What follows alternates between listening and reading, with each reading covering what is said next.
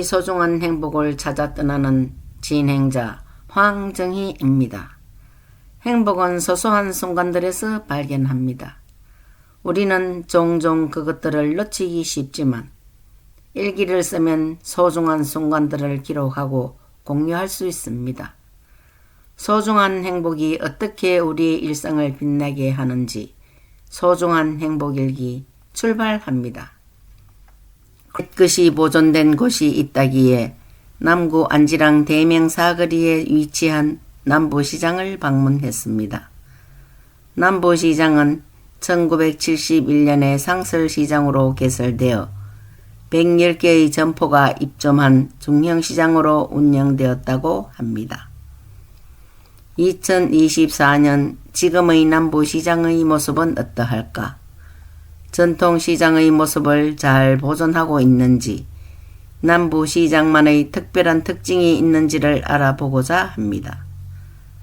남부시장에 대해서 사전조사를 할 때 예전에는 쉽게 볼 수 있었지만 지금은 찾기 힘든 솜 타는 집이 있다 하여 방문해보고 싶었습니다.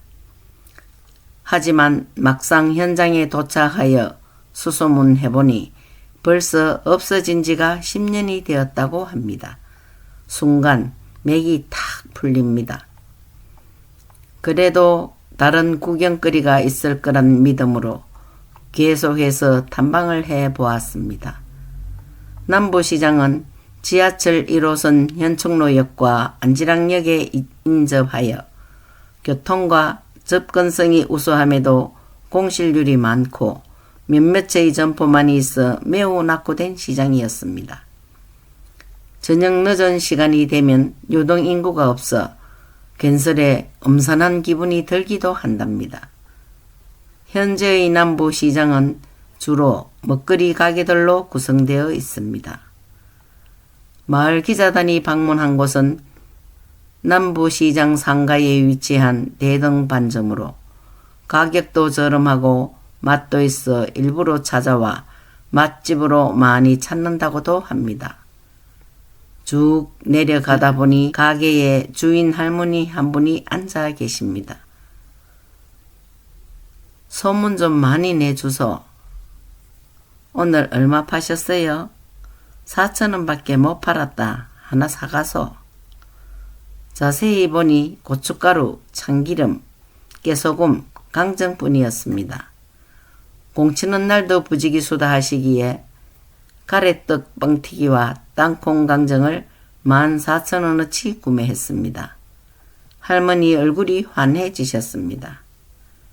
할머니, 연세는 얼마나 되셨어요? 90이다.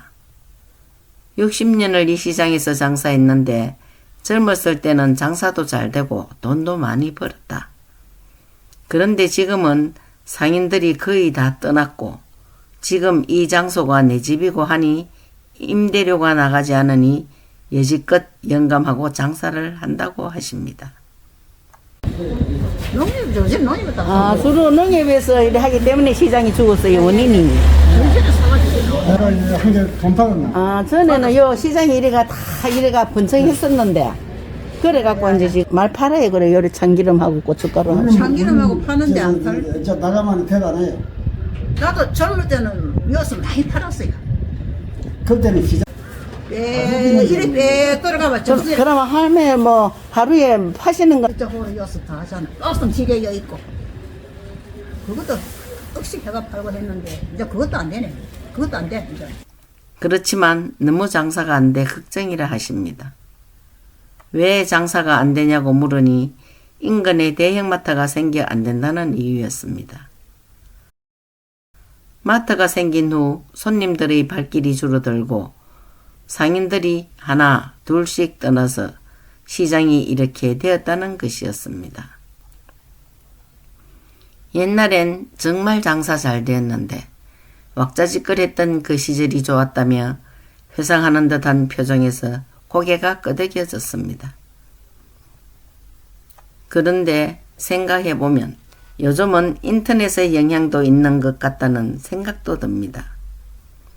대형 온라인 쇼핑몰에서 저녁에 주문하면 다음날 아침에 집까지 도착하는 이런 편리함이 재래시장을 죽이는 원인일 수도 있겠다라는 생각이 들기도 합니다.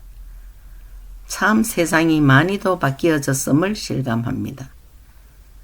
편안함을 추구하는 것에서 오는 장점도 분명하게 있다고 생각됩니다.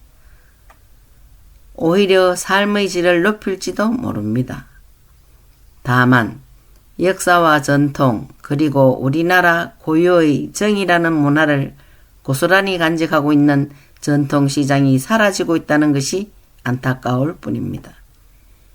개인적인 저의 의견으로는 이미 뛰어난 성과를 내고 있는 앞산 곱창골목을 연계해서 먹거리로 남부시장 활성화에 심혈을 기울여 전통시장 살리기를 지자체에서 생각해 슬럼화되어가는 시장들을 구제하면 좋지 않을까 하는 생각도 해봅니다.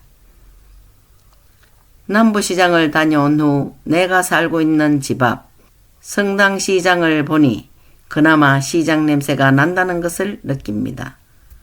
성당시장이 옛날 같지가 않아 모든 사람들이 시장이 다 죽었다고들 말씀하십니다. 그런데 남부시장과 비교해보니 옛날과는 비교가 안 되지만 성당시장은 재래시장으로서의 역할을 하고 있고 아직은 전통시장을 이용하는 사람들도 많이 있다는 생각도 듭니다.